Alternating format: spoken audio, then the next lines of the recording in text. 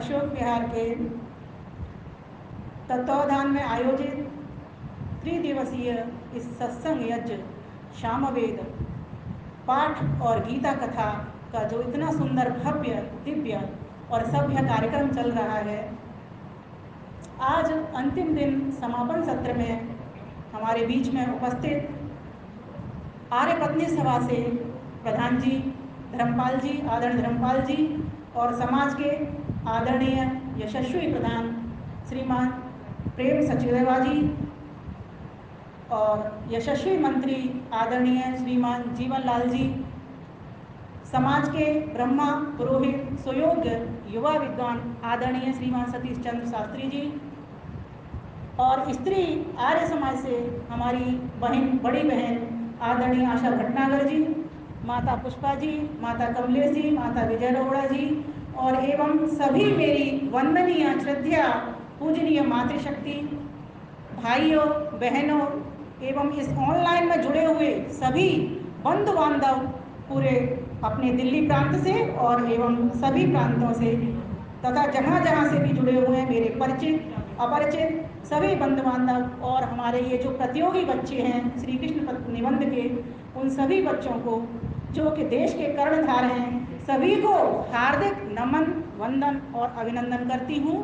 और जैसा कि विषय चल रहा है हमारा श्रावणी पर यज्ञ, परसों आपने सुना था यज्ञ की महत्ता, कल मैंने बताई थी वेद की महत्ता, और आज हम लेंगे उसी यज्ञ में ही श्री कृष्ण योगेश्वर, क्योंकि आज जन्माष्टमी है, श्री कृष्ण जन्माष्टमी है।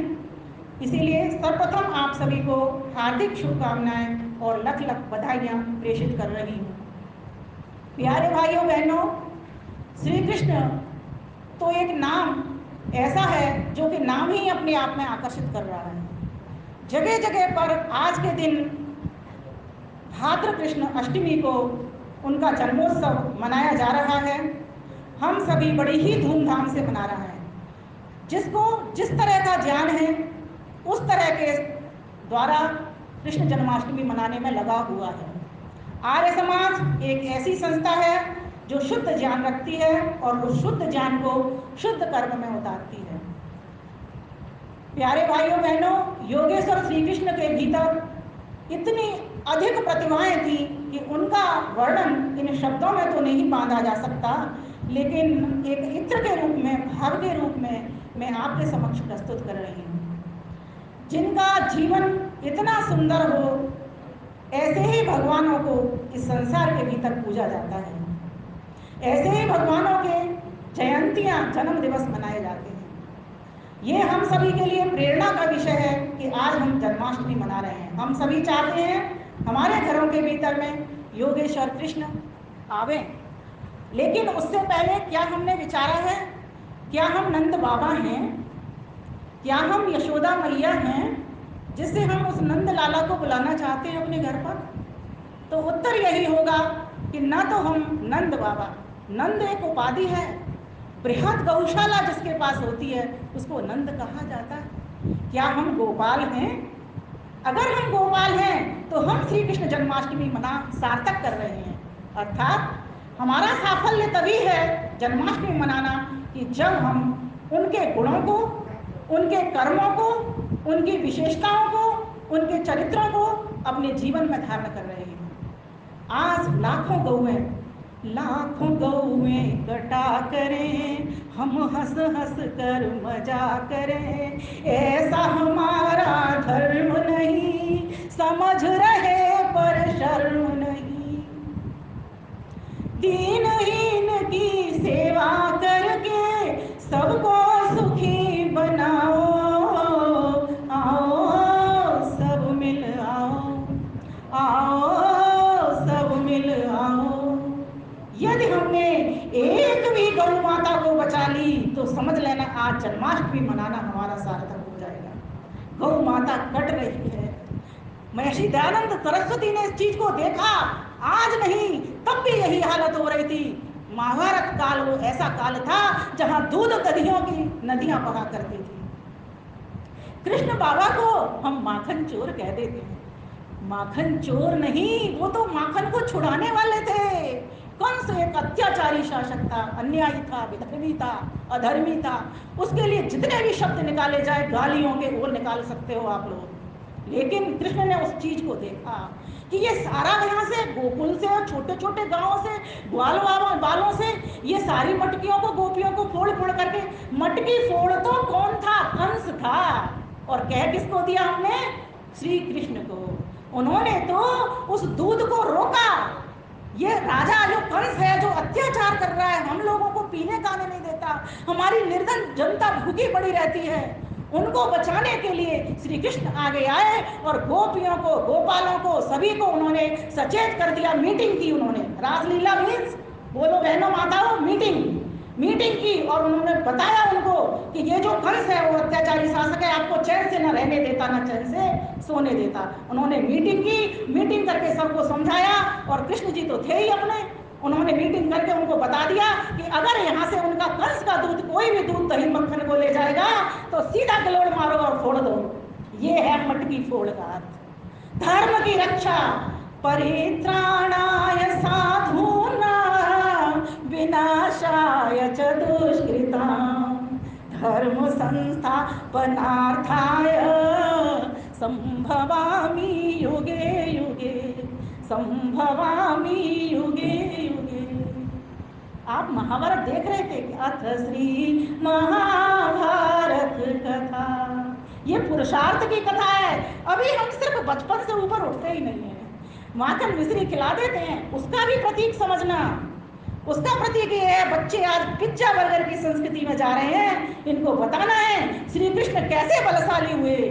श्री कृष्ण को पूर्ण पुरुष कहा गया है, 16 कलाओं से संपन्न कहा है। अब आपके मन में प्रश्न आ रहा होगा, ये आचार्य जी तो हमको रोज कहती हैं कि जीवात्मा तो अपूर्ण है, अल्पज्य है, और इन्होंने पूर्ण प्रश्न श्री कृष्ण को कैसे बता दिया पूर्ण पुरुष? ध्यान देना माताओं बहनों, पूर्णता का मतलब ये नहीं होता एक थाली है आपके पास, उसमें 4 रोटी रखी हुई हैं, ठीक है, आप क्या कहते हो? मैंने पूरी रोटी खा ली। 4 खा के यही तो कहते हो पूरी खा ली। और डब्बे में कितनी थी? 16। 4 घर के सदस्य थे, सबको 4-4 रोटियां मिलनी थी, है ना? लेकिन फिर भी उसमें से चौथा ही भाग खा करके भी आप क्या कहते हो? मैंने पूरी रोटियां खा ली, मैं पूरा दिन चैन से सोया। दिन तो बहुत सारे होते हैं।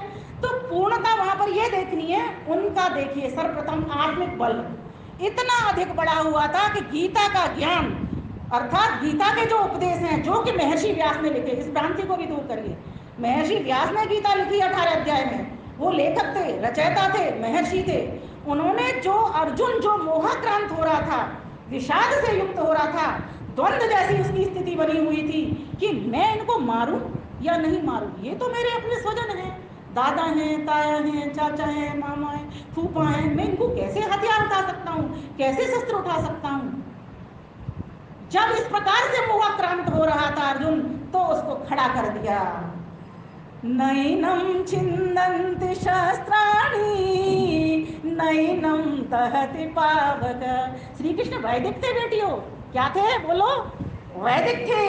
कहाँ, कैसे वेद का ज्ञान लिया? गुरुकुल में। किसके आश्रम में? संदीपन ऋषि के आश्रम में। किनसे लिया? गुरुजी कौन थे? संदीपनी ऋषि, है ना, उनके गुरुजी थे। और उनका दोस्त कौन था? मित्र सुदामा। उसको भी अब थोड़ा सा समय के अनुसार मैं बांधने का प्रयास करूंगी, कुछ बातें रह भी जाएंगी अगली बार के लिए। वैसे भी हमें भोजन उतना ही खाना चाहिए जितना जितना हमको पचता है, ठीक है। तो आइए अब बात करते हैं हम कि जो कंस ने जितना अत्याचार किया, उसको किसने दूर किया? श्री कृष्ण ने। धर्मात्माओं की रक्षा के लिए देखो वेद का कैसे पता चलता है, वो वैदिक थे। इंद्रम वर्धन्तु अप्सुरा किरणवन्तो विश्वमार्यम् अपघ्नन्तो अरावणः अपघ्नन्तो अरावणः।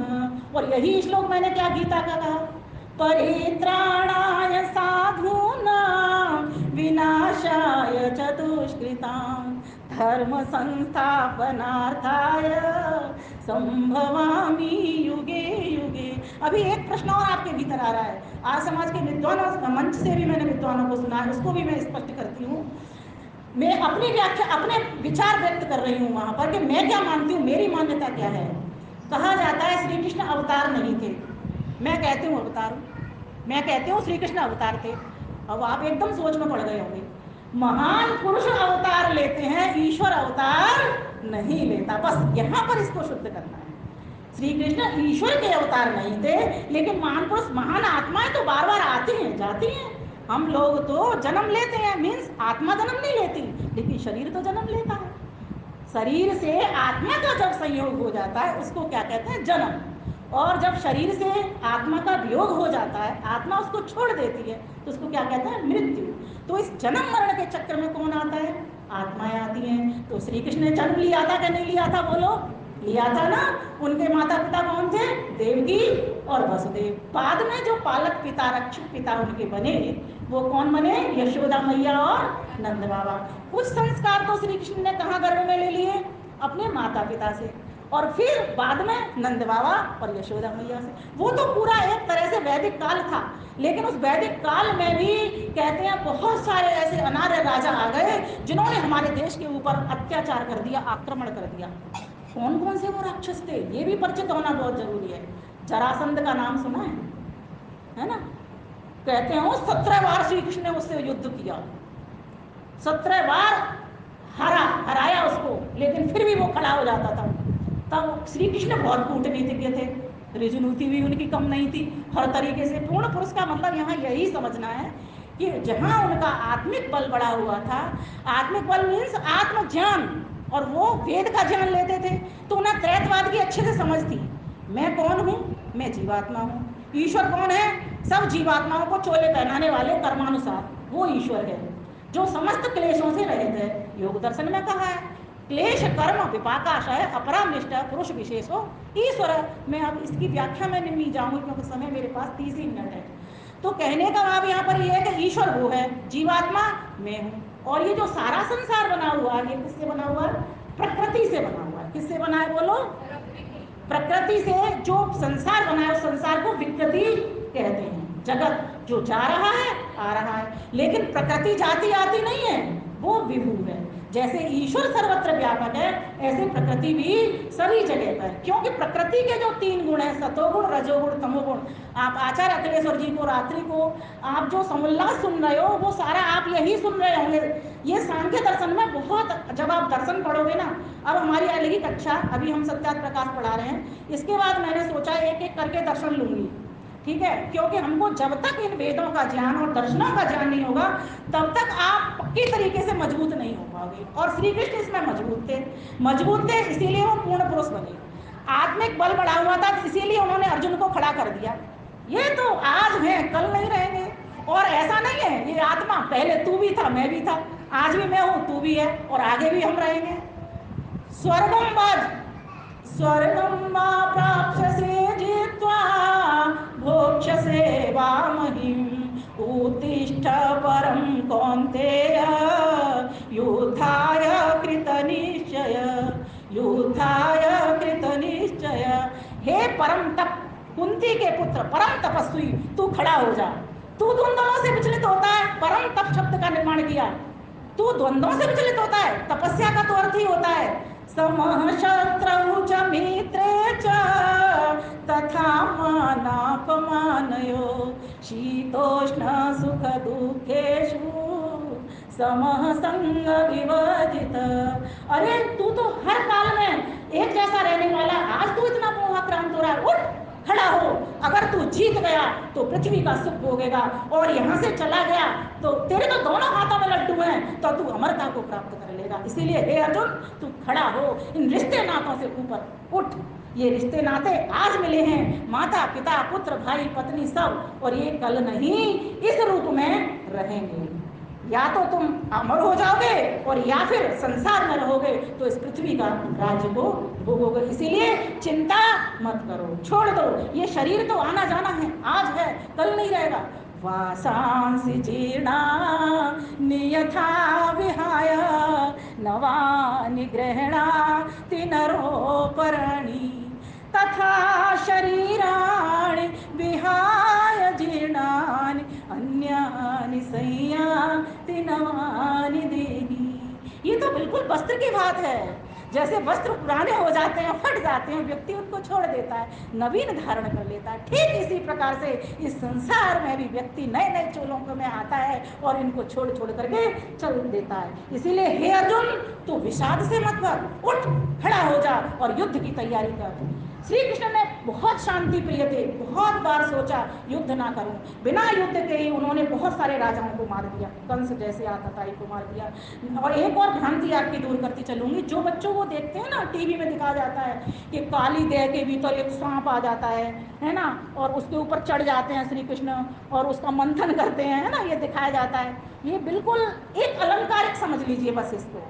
हम किसी समाज को ऐसे भी नहीं काटेंगे, क्योंकि हमको पहले उनकी तरफ बढ़ना है, उनको अपनी ओर लाना है, फिर उनको वैदिक सिद्धांत बताना है। अगर आप सीधा बात कह दोगे कि ये ठीक नहीं है, तो वो लोग हमको सुनना ही पसंद नहीं करेंगे। हमको पहले उनको अपना बनाने के लिए इतना झुकाव देना है कि इस तरह से बात को प्रेजेंट करना है।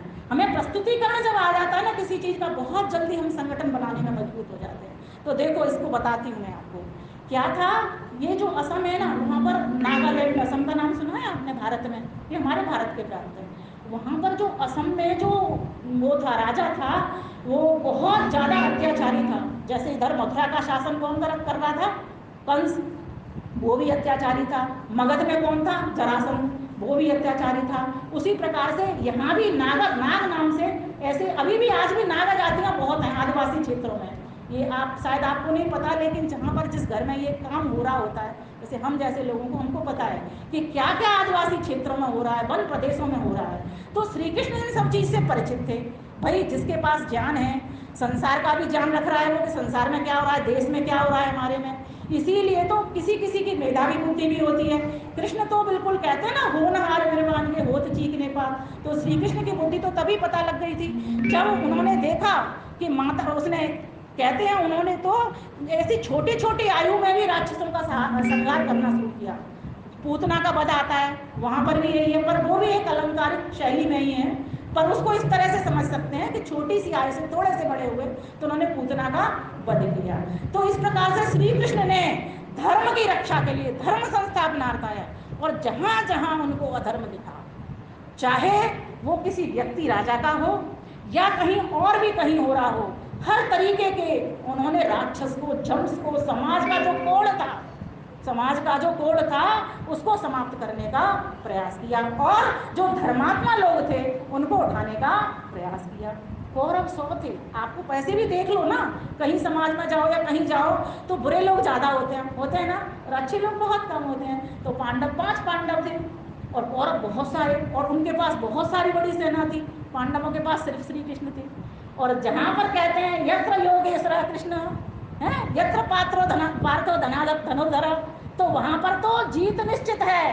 तो हमको क्या करना है, अब कृष्ण से क्या प्रेरणा लेनी है, यही प्रेरणा लेनी है कि अपने शरीर का बल बढ़ाना है। किसका बल बढ़ाना है, शरीर का। बेटियों के लिए बता रही हूँ, आर्य वीरांगना शिविर लगते हैं, हमारी बहन जी आई हुई हैं, शायद मुझे लग रहा है आप भी इन शिविर विविरों को चलाती हैं।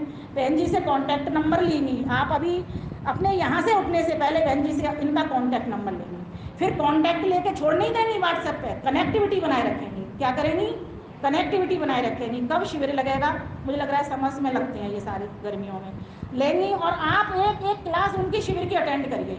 हमको कैसा बनना है, हमें अपने देश की रक्षा के लिए लक्ष्मीबाई बनना है ना, दुर्गा बनना है। ये जो समाज में छोटे छोटे विद्वानों ने जो चीज़ें चलाई थी ना, सीता बनना है, सावित्री बनना है, उनकी प्रतिमा लेकर के प्रस्तुत किया, उसके पीछे भाव यही है।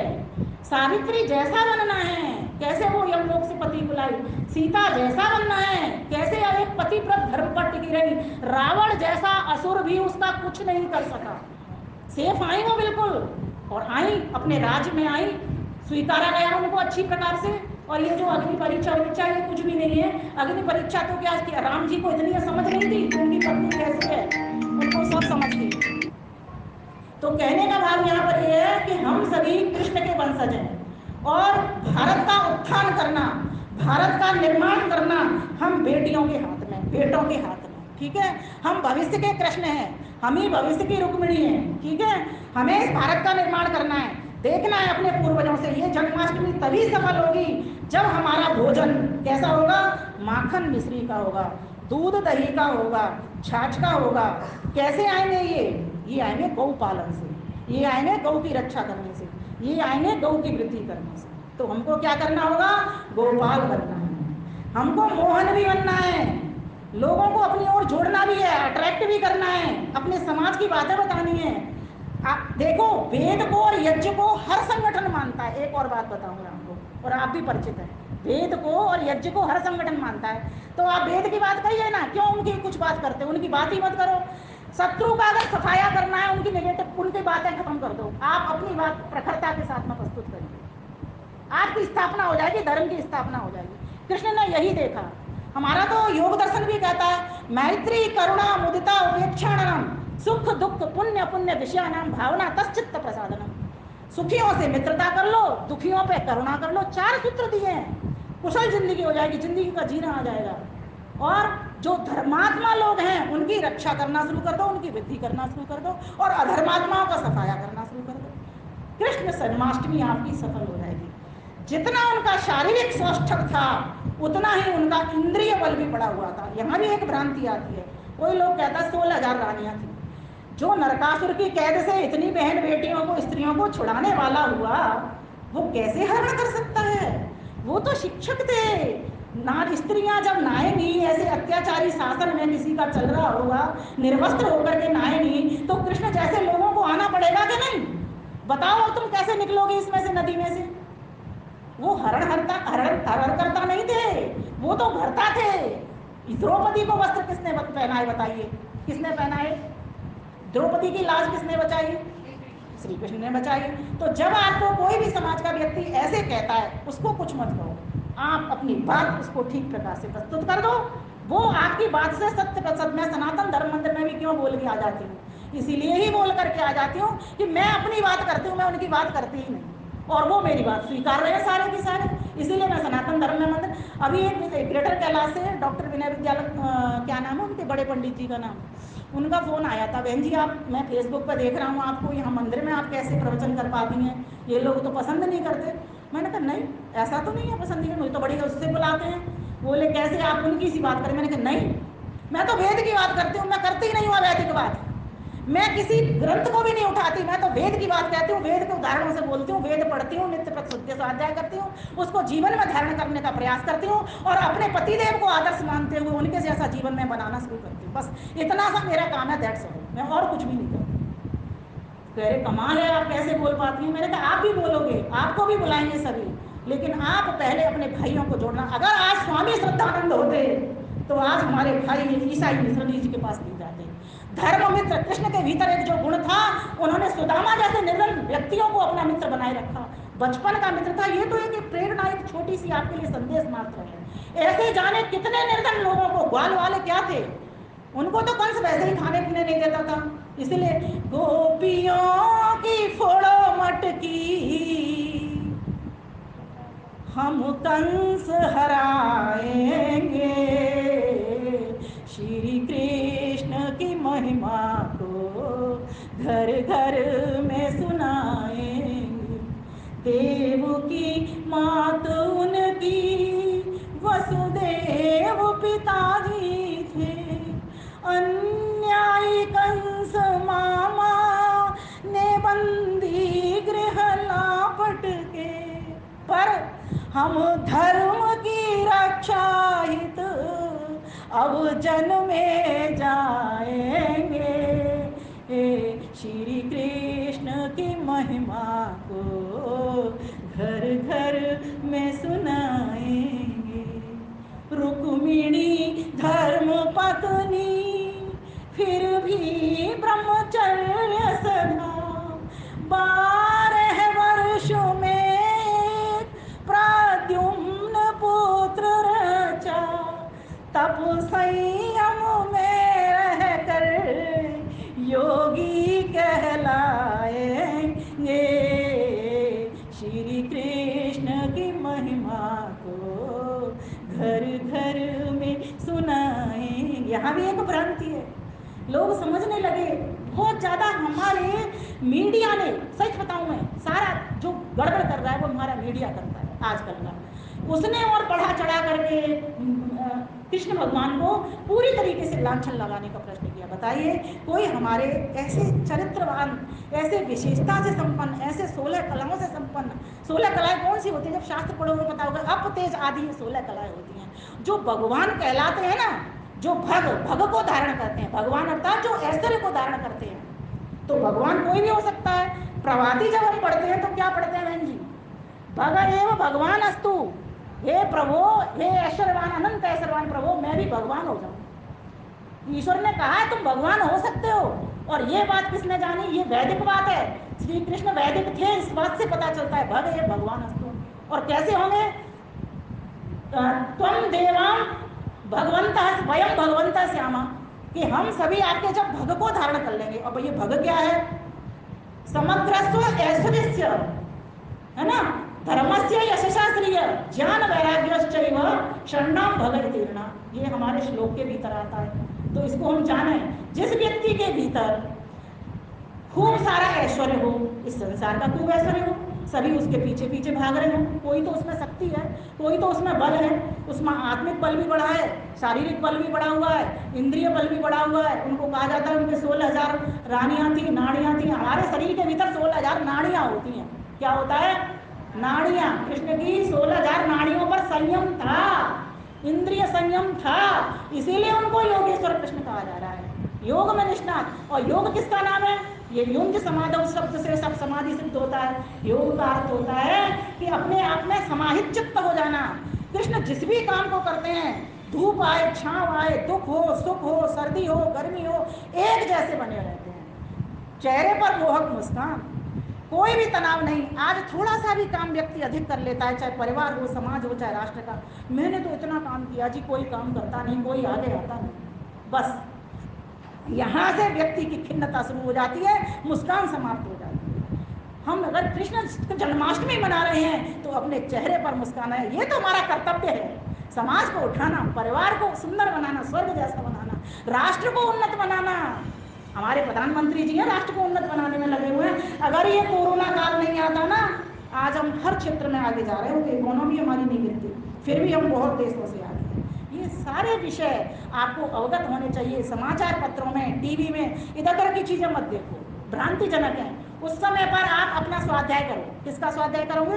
वेद और वेद के अनुकूल जो ग्रंथ हैं, है ना, बड़े जन होते हैं, समाजों में पुरोहित होते हैं, उनकी सहायता ले जा सकती है। जैसे आपके समाज में हमारे आदरणीय सतीश चंद्र शास्त्री जी हैं, बहुत योग्य और कुशल और विद्वान पुरोहित हैं, और इनकी बच्चे, इनकी पत्नी सभी बहुत संस्कारित। आप ले सकते हो। समाज के प्रधान जी हैं हमारे प्रेम सचदेव, इनके तो नाम के आगे ही प्रेम लगा हुआ है। और आदरणीय जीवन लाल जी ने तो जीवन जीने की कला ही भरी पड़ी है, ये तो ऐसे लाल हैं। तो ये तो यहाँ पर तो तरह तरह के हीरे हैं। आप अपनी समाज का पूरी तरीके से फायदा लीजिए, इनसे सीखिए, और जो आपने सीखा है यहीं तक सीमित मत रहने दीजिए, उसे आगे आगे प्रेषित कराइए। बस अभी हम बच्चे हैं ना, छोटे छोटे, हमारा इतना ही सा कर्तव्य है। थोड़े और बड़े होंगे तो थोड़ा और दायित्व लेंगे और जिम्मेवारी लगेगी।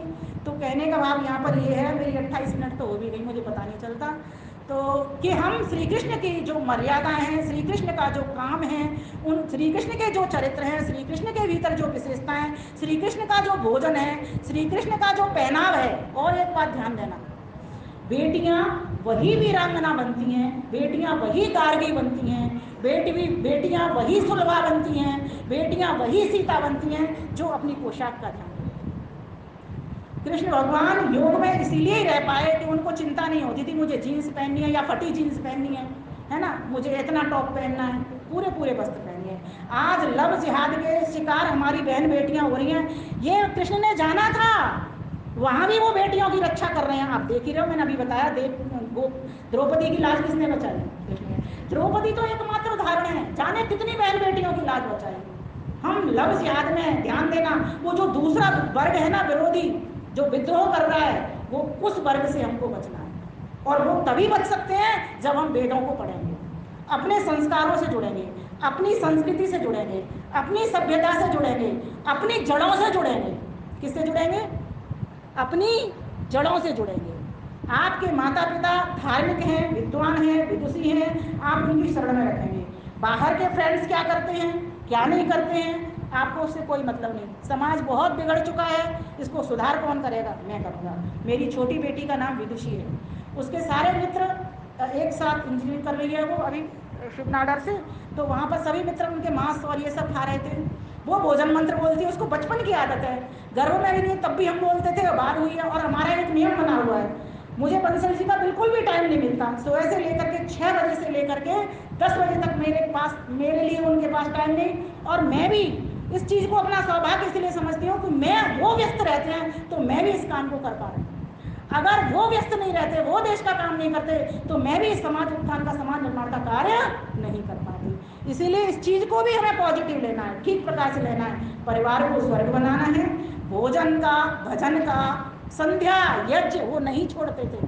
बहुत सारे ऐसे उदाहरण है, समय और बढ़ता चला जाएगा अगर उदाहरण देने लगी तो कहने का भाव यहाँ पर जैसा जैसा जीवन उन्होंने जिया, कैसा कैसा, जैसा जैसा उन्होंने जीवन जिया वैसा वैसा हमको अपना जीवन बनाना है। तब जा करके कृष्ण जन्माष्टमी हमारी मनानी सिद्ध हो जाएगी। और अगर हमने सिर्फ इतना सा ही कर लिया, मंदिर गए और ऐसे हाथ जोड़ दिए, इससे तो जन्माष्टमी पूरी सिद्ध नहीं होगी, मात्र फॉर्मेलिटी है। और ऐसी फॉर्मेलिटी करने से क्या फायदा जिसमें 10 घंटे लाइन में लगना हो जाए, है ना? नहीं करनी चाहिए ना। और फिर मिलना कुछ नहीं है, एक छोटा सा चरणामृत आप घर पे बना सकते हो। मैं बता दूंगी, पंचामृत आपकी सभी माताएं बनाती ना, 5 अमृत मिलाते हैं, उसमें गऊ दूध मिलाया जाता है ना, गंगा जल मिलाया जाता है, शुद्ध होता है गंगा जल इसलिए मिलाते हैं। ऐसे तुलसी मिलाते हैं, शहद मिलाते हैं, ये चीजें हमारे शरीर के लिए अच्छी हैं। अभी देखो धनिया की पंजीरी बनाई जाती है, वो क्यों बनाई जाती है? इसलिए तो बनाई जाती है वो स्वास्थ्यप्रद है। ऋतु ऋतु का भोजन करना है। क्यों?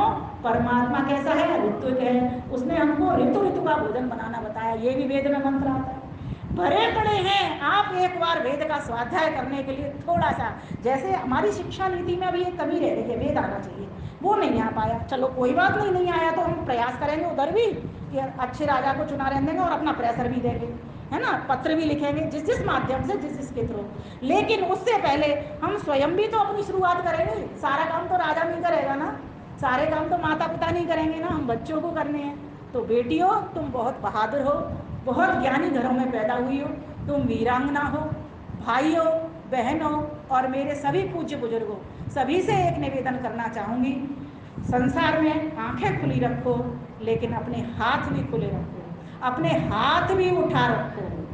ये ओम का ध्वज, इस ओम के ध्वज हमको सबको, पूरे विश्व को नीचे लेकर के आना है। और ये आएगा इसी तरीके से जब मेरे घर की छत के ऊपर ओम का ध्वज लहराएगा, जब मेरे घर के गेट के ऊपर नमस्ते का चिन्ह लिखा होगा, वैदिक अभिवादन, सभी को सादर नमस्ते लिखा होगा, जब हम स्वास्तिक लगाएंगे तो चारों ओर से जो सुख है वो आएगा। नींबू मिर्च लगाने से वो सुख नहीं आएगा। नींबू मिर्च लगाने का तात्पर्य सिर्फ इतना सा ही है कि वो हमारे सेहत के लिए वर्षा काल में अच्छे होते हैं ना, नींबू विटामिन सी का स्रोत होता है। इन सब चीज़ों के गुण धर्म अगर आपको पता है तो आप अपने जीवन को सार्थक कर सकते हो। 33 मिनट हो चुके हैं। आप सभी का बहुत बहुत धन्यवाद, पुनः हार्दिक शुभकामनाएं और लख लख बधाई।